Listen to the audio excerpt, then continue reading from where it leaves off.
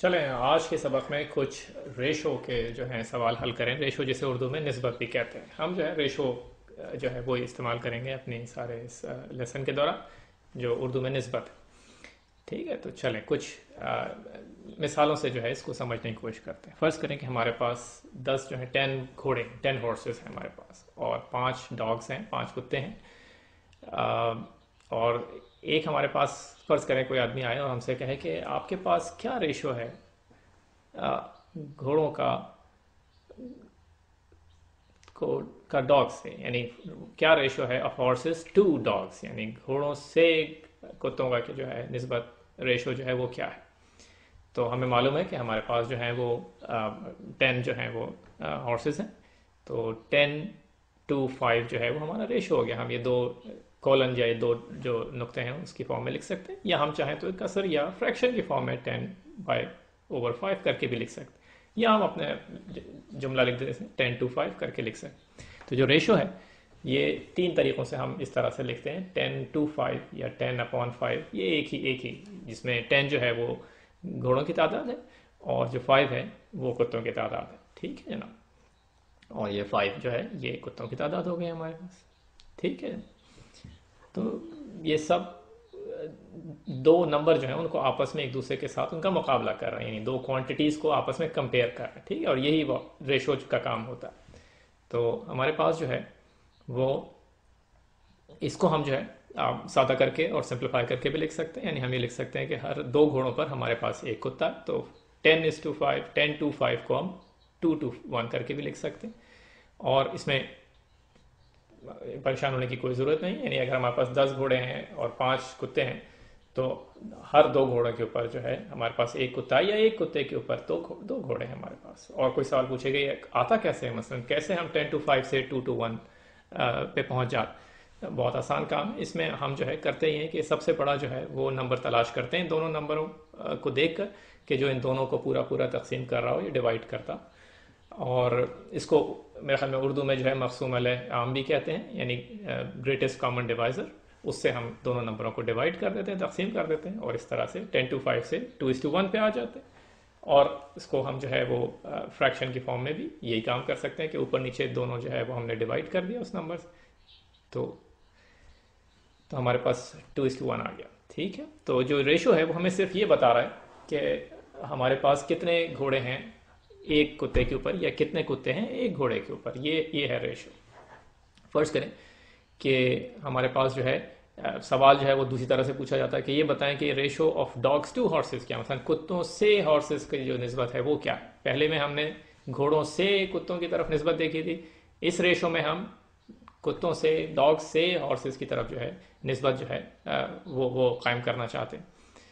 तो इसमें हमें सिर्फ ये देखना है कि हमारे पास जो है वो कितने कितने कुत्ते हैं हमारे पास 5 कुत्ते हैं, और 10 जो है 10 जो है वो हमारे पास घोड़े हैं।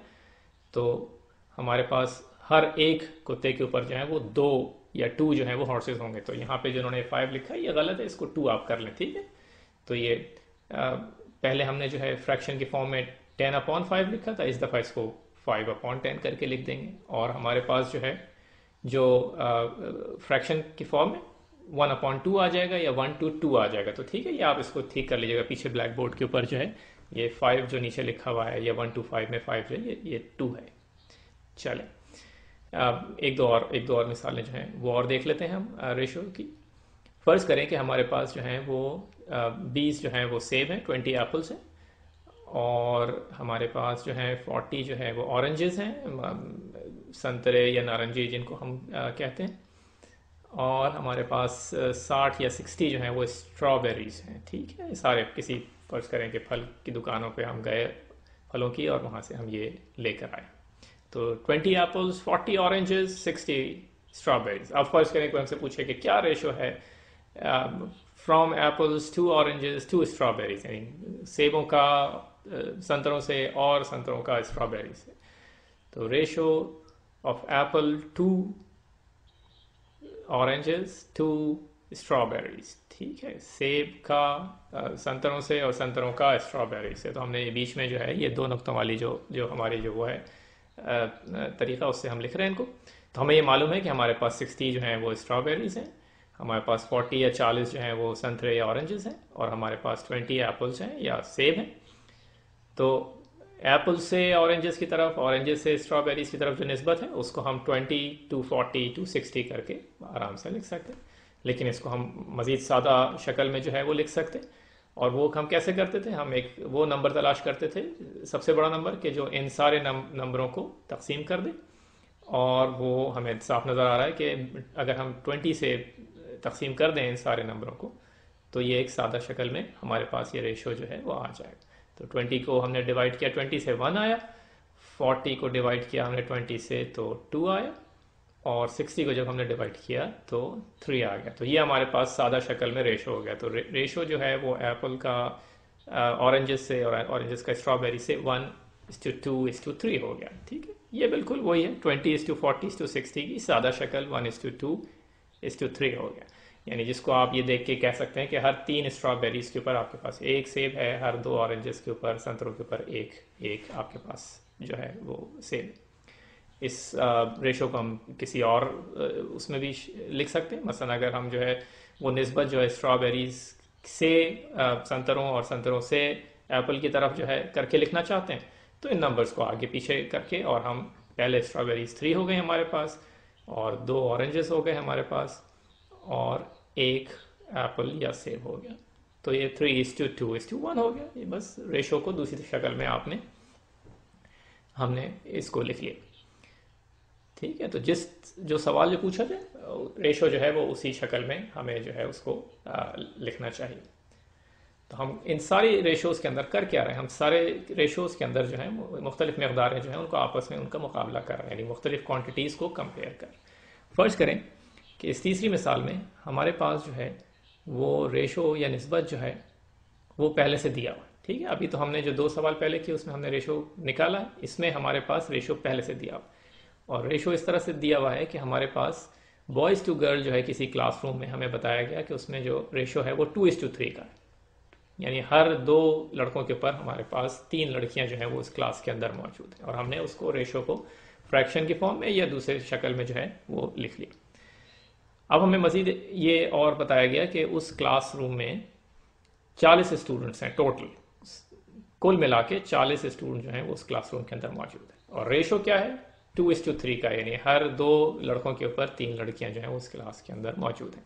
और सवाल मजीद हमसे ये पूछा जा रहा है कि इस क्लासरूम में जिसमें टोटल 40 बच्चे हैं, 40 बच्चे हैं, उसमें कितनी लड़कियां हैं, जबकि हमें रेशो दिया गया है 2:3 का।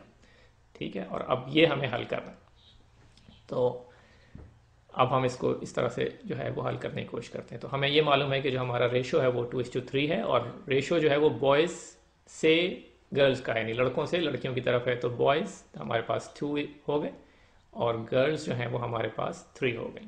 ठीक है, तो 2:3 बॉयज़ टू गर्ल्स का रेशो जो है वो हमने इस तरह से करके लिख लिया। यानी हर 3 लड़कियों के ऊपर हमारे पास 2 लड़के हैं, या हर 2 लड़कों के ऊपर हमारे पास 3 लड़कियां। जिसका ये मतलब है कि अगर फर्ज करें कि हमारे पास 5 जो है वो स्टूडेंट्स का हम एक ग्रुप बनाएं, तो हर 5 स्टूडेंट के ग्रुप के ऊपर हमारे पास कितने कितने कितने लड़के और कितने लड़कियां होंगे उस ग्रुप के अंदर। इस रेशो से हम देख के बता सकते हैं कि उसमें 2 जो हैं वो लड़के होंगे, 2 बॉयज़, और 3 जो हैं वो लड़कियां होंगी, क्योंकि 2 + 3 जो है वो 5 होता है। तो हर 5 जो का ग्रुप है इस रेशो के हिसाब से उसमें 2 लड़के और 3 लड़कियां होनी चाहिए।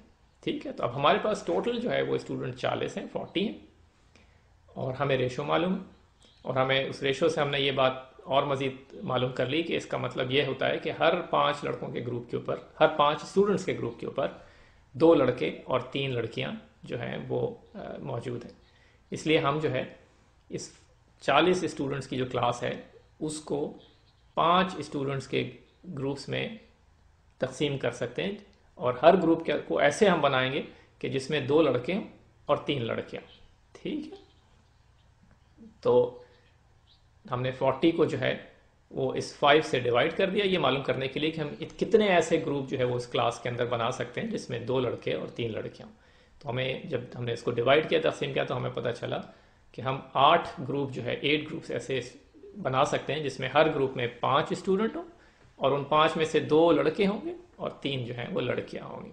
ठीक है, अब हमें ये मालूम है कि हर ग्रुप में 3 लड़कियां हैं, और हमें ये भी पता चल गया कि टोटल 8 ग्रुप हैं हमारे पास कुल। तो हमने, अब अगर हमसे कोई पूछे कि ये बताएं कि पूरी क्लास में कितनी कितनी लड़कियां, तो बहुत आसान है। हमने कहा 8 ग्रुप हैं, हर ग्रुप में 3 लड़कियां हैं, इसलिए 8 ज़रब 3 या 8 टाइम्स 3 जो है, ये लड़कियों की तादाद हो गई उस पूरी क्लास में, जो 24 हो गया। तो 40 की क्लास में अगर हमारा रेशो 2:3 का है बॉयज़ से गर्ल्स की तरफ, तो उस क्लास में 24 या 24 लड़कियां जो हैं वो होना चाहिए। ठीक, और अगर आपको ये मालूम करना कि लड़के कितने हैं उसके अंदर, तो उसको भी आप आसानी निकाल सकते हैं। या तो 40 से जो है में से तफरीक करते हैं, सब्ट्रैक्ट करते हैं 24 को, या आप जो है इसी रेशो की मदद से, जब आपको मालूम है कि 8 ग्रुप्स और उसमें हर ग्रुप के अंदर जो है वो 2 लड़के हैं, तो आप इसको, तो ये हमें 8 ग्रुप्स पता है, और 8 टाइम्स 3 से जो है हमें लड़कियों की तादाद पता चलेगी, और 8 टाइम्स 2 से हमें लड़कों की तादाद पता चल जाएगी। ठीक है, तो वो हो जाएगी मेरे ख्याल में 16। चलें एक सवाल और कर लेते हैं जल्दी से। इस सवाल में जो है हमें एक जो है किसी जगह, किसी फार्म के अंदर जो है कुछ जानवरों की जो है वो तादाद जो है वो रेशो दिया हुआ है, तादाद नहीं दी गई। तो फर्ज करें कि हमारे पास कुछ भेड़ें हैं, शीप जिन्हें कहते हैं, और कुछ हमारे पास मुर्गियां हैं, चिकन्स, और तीसरा कोई जानवर जो है, फर्ज करें यहाँ पे इन्होंने पिग्स लिए हैं, सूअर हैं। अगर आपको पसंद नहीं है सूअर तो आप इसको गधे कह लें, कुछ और कोई और जानवर जो है वो आप इस रेशो के अंदर शामिल कर लें। ठीक है, तो अब हमारे पास रेशो जो है sheep to chicken to pigs, यानी भेड़ से मुर्गियों का और पिग्स, या जो आप अगर फर्ज करें गधे उसमें शामिल करना चाहते हैं तो गधों को, तो ये रेशो हमें दिया हुआ है 2:5:10।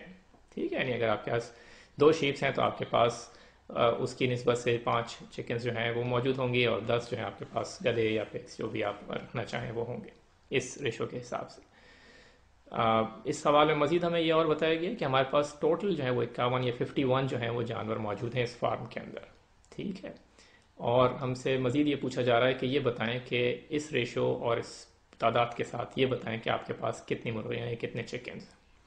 ठीक है, हम वही काम करेंगे जो अभी हमने पहले सवाल में किया कि हमें रेशो पता है 2:5:10 का है। इसका मतलब क्या हुआ? इसका मतलब कि अगर इन सबको हम जमा करें आपस में तो 17 का ऐसा हमारा ग्रुप जो है वो जानवरों का बन जाएगा, 17 एनिमल्स का, जिसमें 2 जो हैं वो हमारे पास भेड़े हैं, 2 शीप हैं, 5 चिकन्स हैं, 5 जो हैं वो हमारे पास मुर्गियाँ हैं, और 10 जो है वो हमारे पास पिग्स या गधे हैं। ठीक है, तो ये हम लिख लेते हैं। तो हर 17 के ग्रुप के अंदर 2 शीप्स, 5 चिकन्स या मुर्गियाँ, और 10 जो हैं पिग्स या गधे, जो भी आप रखना चाहें।